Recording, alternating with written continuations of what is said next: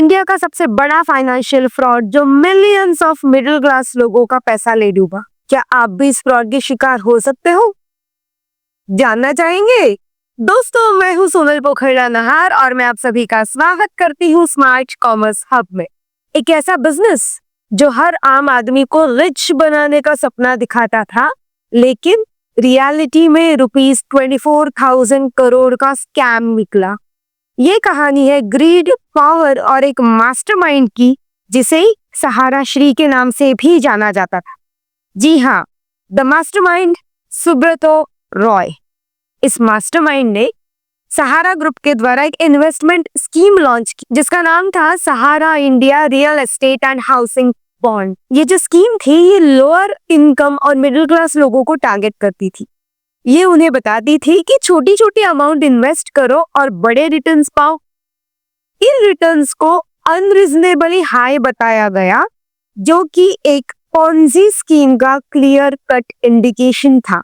जब ये इंडिकेशंस सेबी को पता चले तो उन्होंने इन्वेस्टिगेट किया और उन्हें ये पता चला कि कंपनी किसी भी प्रकार के प्रॉपर डिस्क्लोजर्स नहीं कर रही। जब ये नॉन डिस्क्लोजर सामने आया तो सेबी ने इन्वेस्टिगेशन शुरू कराया और उन्हें पता चला कि सहारा ग्रुप इलीगली ₹24,000 करोड़ कलेक्ट कर चुका है।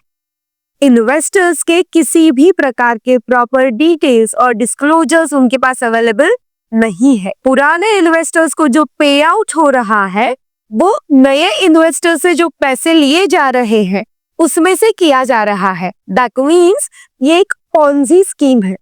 पॉन्जी स्कीम्स में नए इन्वेस्टर से पैसा लिया जाता है और वो पुराने इन्वेस्टर्स को दिया जाता है। किसी भी प्रकार का एक्चुअल इन्वेस्टमेंट और उस पर रिटर्न्स नहीं होते। इसी के साथ साथ सहारा ने किसी भी प्रकार के लोन्स और लायबिलिटीज डिस्क्लोज नहीं किए थे। एज अ रिजल्ट सेबी ने सहारा के असेट्स फ्रीज कर दिए। इस सारे इन्वेस्टिगेशन के चलते 2014 में फ्रॉड और नॉन कंप्लायंस के चार्जेस में सुब्रतो रॉय को अरेस्ट हो गई। कोर्ट ने उन्हें ₹24,000 करोड़ लौटाने का ऑर्डर दिया, लेकिन ये जो पैसा कलेक्ट हुआ था वो गया कहाँ, ये आज भी एक मिस्ट्री है। सुब्रतो रॉय ने अपने खुद के बेल के लिए ₹10,000 करोड़ जमा की। तो इससे एज एन इन्वेस्टर हमने क्या सीखा? तो हमने सीखा कि अनड्यू रिटर्न्स देने वाली स्कीम्स में ना फंसे। सिर्फ और सिर्फ सेबी अप्रूव्ड स्कीम्स में ही इन्वेस्ट करें और फाइनेंशियल ट्रांसपेरेंसी, कंप्लायंस और कॉर्पोरेट गवर्नेंस चेक करना जरूरी है।